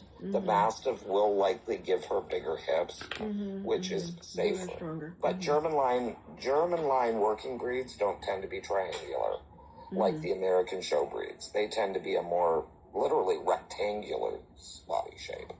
They don't do that horrible crouching walk that we decided was worth blue ribbons, which I hate. Right. It has destroyed the breed. That slope walking has destroyed the breed. German Shepherds nowadays can't work hardly at all. They can't shepherd animals. They can't do SAR work, which is where they're stunning at, is SAR work. Most of them can't work because their hips are failing them by 7, 8 years old. If they're. I know people that have paid a lot of money for purebred German Shepherds, and 2 years later that dog was put down for bad hips. Jeez. Wow. 2 years old. So, no, so that's the thing. And I babbled on about my dog and never talked about conflict. Other than the DV part, other than the DV part, look at that and think about it, Marika, and think how it actually has a lot to do with our community. I will. I believe we are in that down. I think we're in a bad cycle, and you can't fix cycles without giving a better option, just like with animals. Okay. I'm sorry, but if you think just whacking your dog in the head is going to train it, no, it's wrong. What you have to do is we give her other options. If she chews on us, we give her a chew toy. We tell no her, to this, we yes take to her, this. That's what I said. and we talk dog to our dogs. So we treat her like a mother dog would if she was chewing on Mummy's boobies. Right. Mummy would grab her muzzle, give it a little shake, maybe a little growl, and then let her back nursing again. And if she does it again, Mama's going to get up and walk away. Okay. So you have to give your puppy. So we do the same. If she nips us, we hold the muzzle just gently, give it a small shake, and say, no mouth, no mouth. And then we shove a toy in her mouth. Yeah, and tell her, no to good this, mouth, yes, good mouth. Yeah. So she understands no mouth from good toy. I should have said good mouth. We say good toy, or here's your toy, whatever. We use the word toy. Yeah, you have it. But my dogs, they understand no mouth. But you can't tell a dog no mouth and not give it the option. Puppies talk with their mouth. They chew, they teeth. Just like human babies, everything goes in the mouth. And if you don't give them the option, all you're left with is a frustrated puppy that's going to bite you. Now what? Yeah. Thank you so much. Yeah, if I don't have a better option. So anyway, thank you. I support your work in reconciliation. I think if you look at that cycle, it might be helpful. Thank you. I appreciate to kind of see where people might be in the cycle. All right, thanks, guys. All I right. am going to scoot. I'm so late for Okay. dinner, but I Oh, shoot. saw Okay. you're online and I had to come by. Thank well, you. no, I already said to my family, they understand, especially on, and I know I'm overtime, but especially on Tuesdays when I go to counseling, which went great this morning. Oh, good. I do need to connect with my community online. Yeah. It's part of my healing process. Awesome. I'm glad to be a part of it. Have a blessed day. I am do the off to make same. my family some wonderful pork chops and pierogies and yummy. Okay. Enjoy. We'll see you next time. Bye, guys. I'll see you tomorrow. Bye-bye. Bye. All right, cool. Okay, we are going to keep this conversation going and flowing. We are talking about community repair, community healing, and I do like that way of thinking about it as far as DV cycles. Are we in a DV loop? This is something I'm going to be thinking about probably for the rest of the night. All right, our next panelist is Nixie, who is a high quality engager because she's a super fan, and I'm going to go check her stats just because that's what we do these days. Oh, she said no. Okay. Yeah, I see why you said no.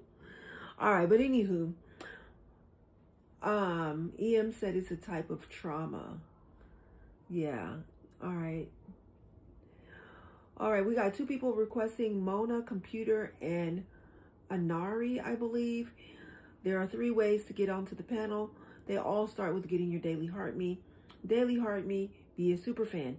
Daily Heart Me, participate in the live goal or gift gallery. Daily Heart Me, and have 60 shares or 1K taps.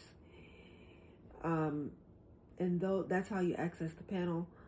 So let me just check Mona's. I feel like you just got here. No Daily Heart Me, so there really is no need for me to look further. Anari, no Daily Heart Me, so there's no need for me to look further. All right. So yeah, this is really, really interesting stuff. I have these ideas that I'd be wanting to run by the Wildflower team to be like, how can we fix this? What can we do about it? There's one thing to talk about it. There's a whole different thing to be about it. And I saw Victoria, and I was trying to invite her up, but I don't see her now. So I guess she had to. What if they are first time here and can't? If it is your first time and you genuinely would like to, but you just can't, let me know, and I will make an exception for your first time. So Mona Computer, let me know. And as long as all the other things are good, then I'm good with that. If it's your first time, but your taps are up there and your shares are up there, and you're like, I'm just going to have to get my Daily Heart Me another time, I can work with that. Oh, first time, Mona Computer. Okay, cool. Well, work on your shares and taps, and then I will gladly bring you up. Yeah, I saw her. I tapped and share your live. Perfect. Yeah. Let me see. We need 1K taps and a good power share, which is 60 shares. Like Nixie is doing right now. Yeah. So yeah, the power share makes all the difference. Yeah, Victoria was here, and then maybe she had to, maybe her battery, I don't know. She'll be back, I hope. All right. Okay. I don't think that they're quite perfect yet. But Okay. I'm still working. I apologize. No need. I fell into a I need to use this as a body double and clean, and Okay. Oh, I get that you. has to do with the that I got today. Let me start your timer. Let me start your timer, and let's hear your intro and all the things. Hi, I am Nixie. 39, 39. Trying to take 10 years off my. I know, you're feeling young. Okay.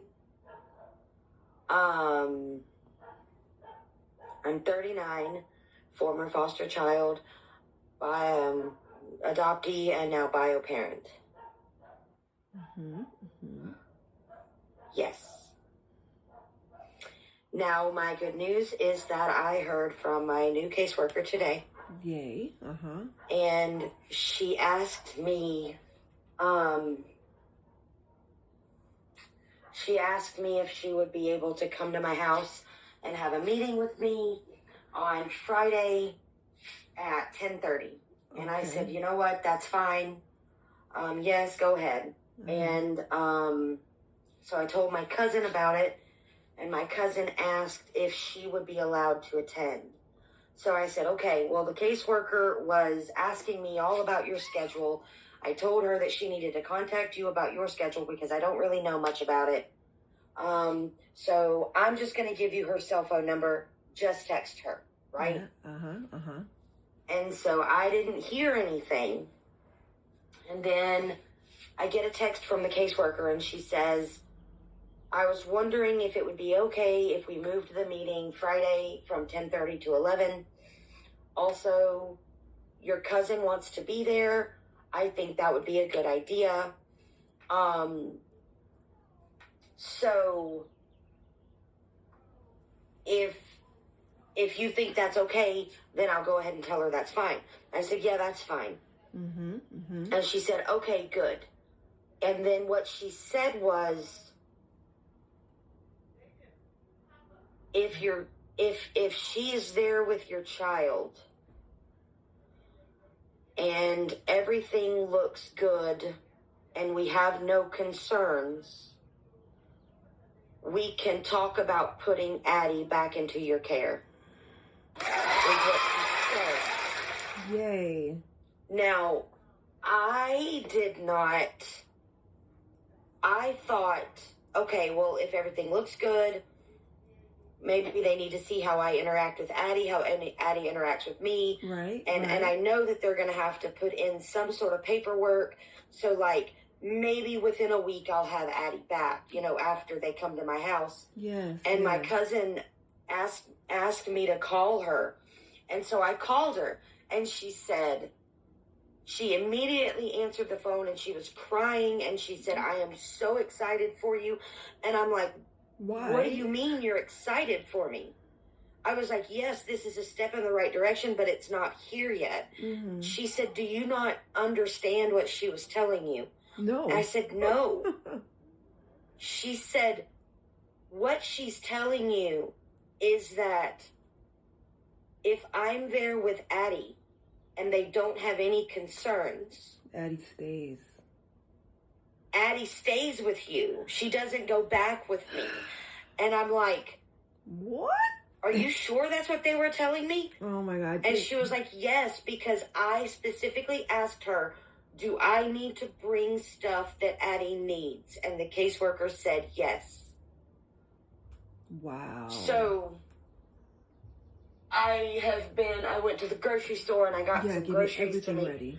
Not that I didn't have any food in the house, but to just beef up the house. Yeah. Food, and I've been using calls and friends and now you're live as a body double for me to get me to where I can focus to get this cleaning done. So that is fantastic news. What? Oh my God.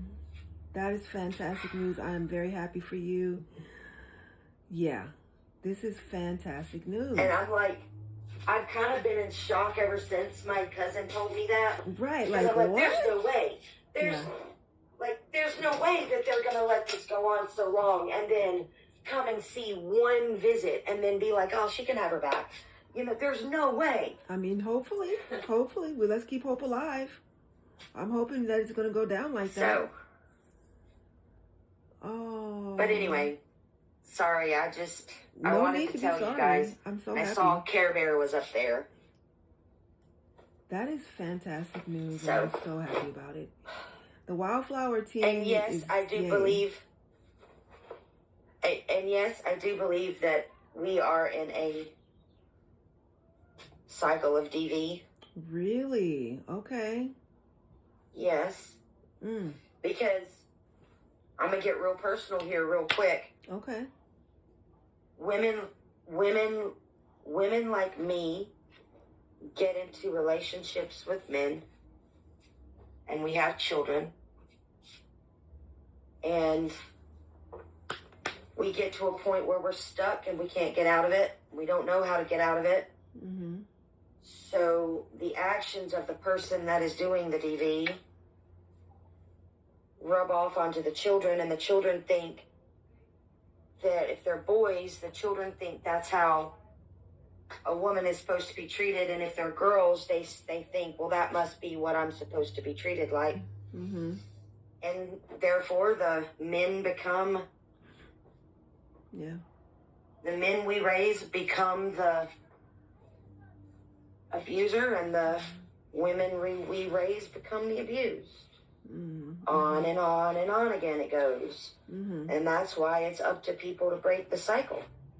I'm writing that You down. have to break the cycle in something like that. I'm writing that down. It's been proven that children emulate what they see. That's right. And if they see DV, they emulate DV. It's a concept that took me way too long to figure out because my son is 7.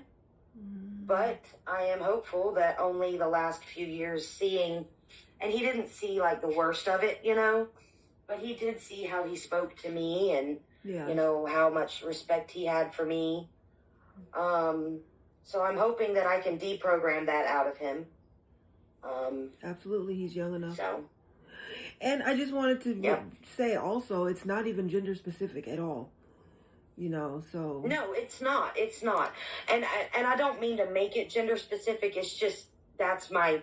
Yeah, that's your experience. I have a son and a daughter. I have a son and a daughter. So I was speaking in context of them. But yes. Yeah, because I've seen women grow up to be anybody abusers. can experience it. Women do grow up to be abusers. Yeah, as well as men a grow lot. up to be, You know. Yeah, I've seen men be abused as well. So it's definitely.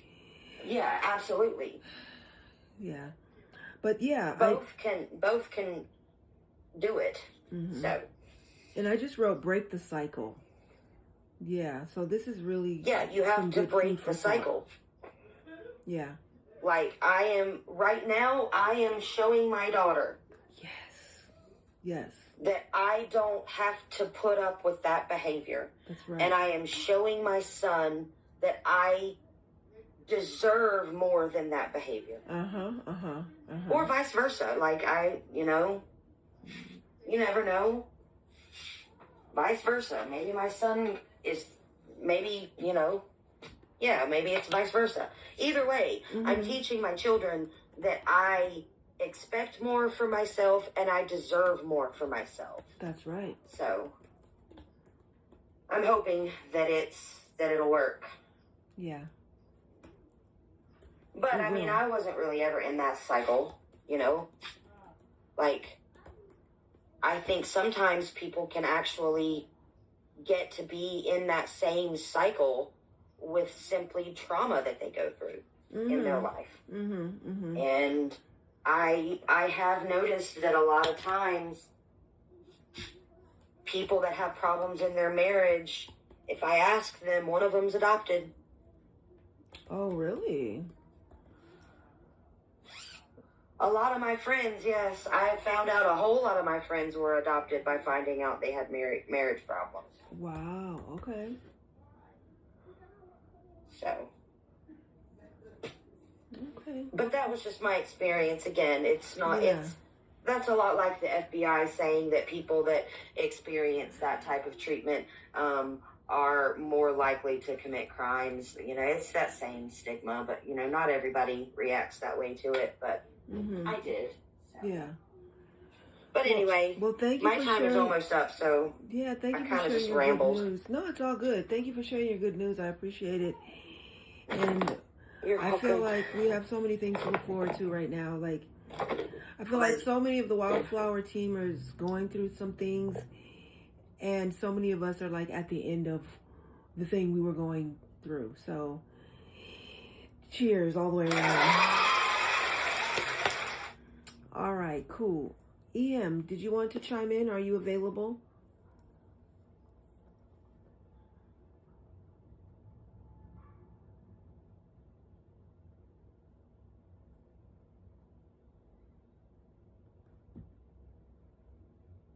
No. Okay.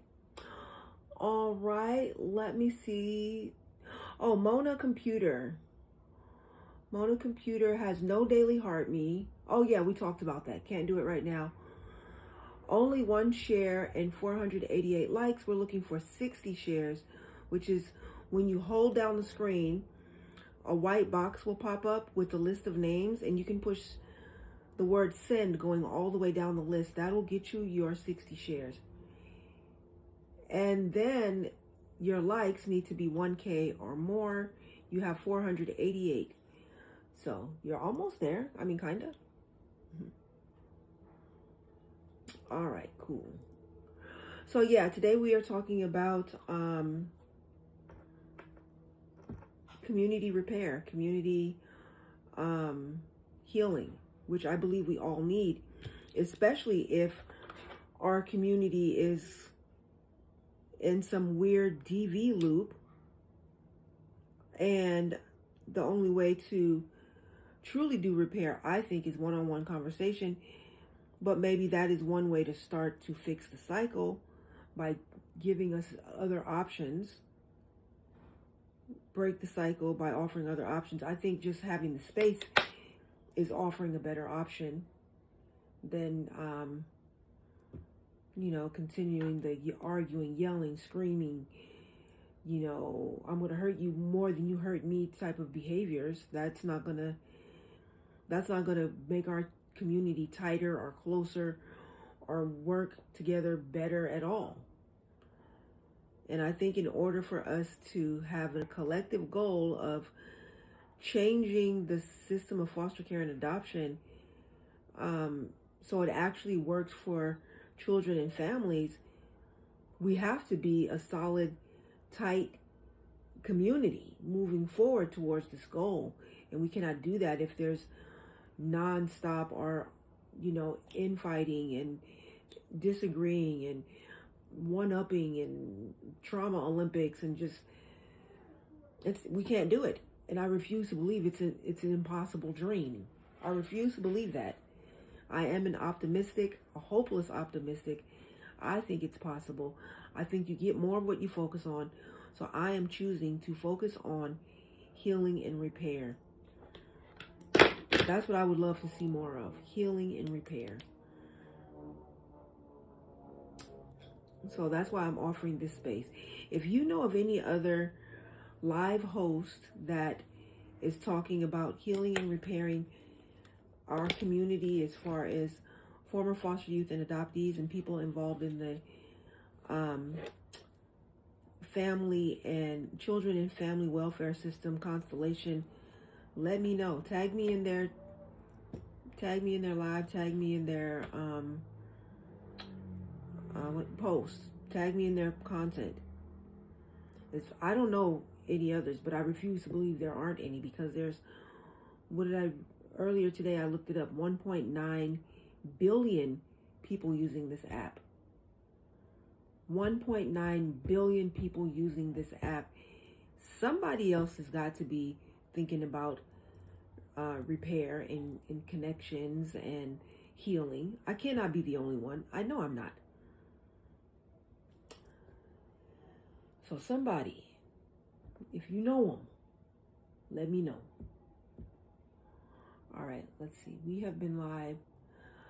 All right, Care Bear said, I have been in several other lives that talk about foster care and adoption. Okay. Have you been in any other lives that talk about healing and, that's what I'm talking about. I have been in other lives that talk about foster care and adoption, but I have not been in other lives that talk about healing the community and healing connections. That's what I'm talking about. So I'm looking to find other lives that talk about healing and mending connections, as well as I'm also looking to connect with anybody in the A League that talks about foster care and adoption. So I'm actually got a search going for 2 different things. Yeah, I just think that you need to connect with those other live hosts to see how you guys can collaborate, maybe. Maybe. Okay, I'll think about that too. To let them know this is the focus, this is what I'm doing. Would you like to collaborate? Either they're going to say yes or they're going to say no. I got a 50-50 chance. I'm going to write that down. Collaborate. Okay, cool. We got a 50-50 chance. That's a good idea. I like it. Because you never know until you ask. I got a 50-50 chance for a yes or a no. All right. Let me see how long we've been having this one. What? 2 hours, 8 minutes. We've had 145 viewers, 1 new follower, 8 gifters. This live has made $4.24. Currently, we have 18.4K taps, 828 shares, 6 people in the building. Bravo to everybody here. Bravo. And yeah, any last minute, I think, my goal is always between 2 and 3 hours. We are definitely hit the 2-hour mark. Oh, thank you for the popular Care Bear. I appreciate you big time. Super fan Care Bear. Yeah.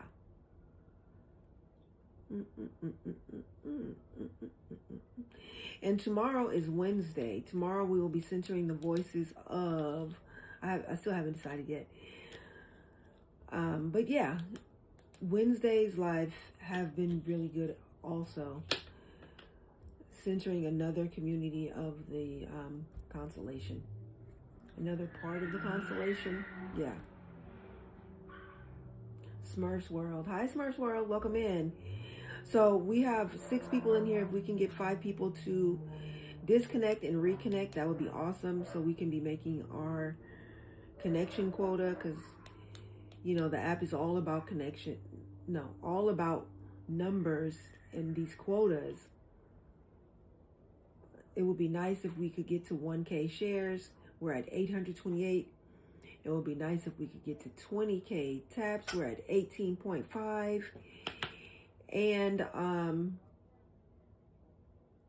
5 new followers, we have 1. So those are kind of the numbers to strive for. We have 6 people in the room, which is fine. Yeah. All right, so I'm going to cue up our exit song. For those watching from the For You feed, I just want to remind everybody, my name is Marika Goolsby. I'm a former foster youth and adoptee. I was adopted out of the foster care system. I wrote my memoir about my time in care, a flower called Orphan Girl. It is available everywhere books are sold, including my TikTok shop. Grab your copy if you have not already. Once you get it from the TikTok shop, you will get an autographed copy. The other spaces, you'll get a copy, but it's not autographed.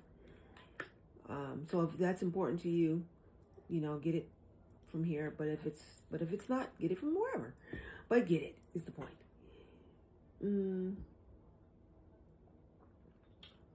Okay, so yeah, it is my goal to inspire those with lived experience to tell their story, educate people who don't know about the system or have very little information or just have wrong information, and to prevent future harm. And I cannot do that by myself. I need the team. I need my comrades.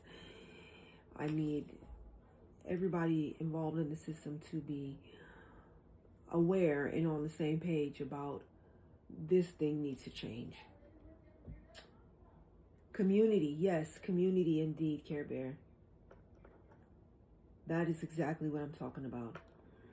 All right, so I go live twice a day, every day except for Sunday. Sunday is only once.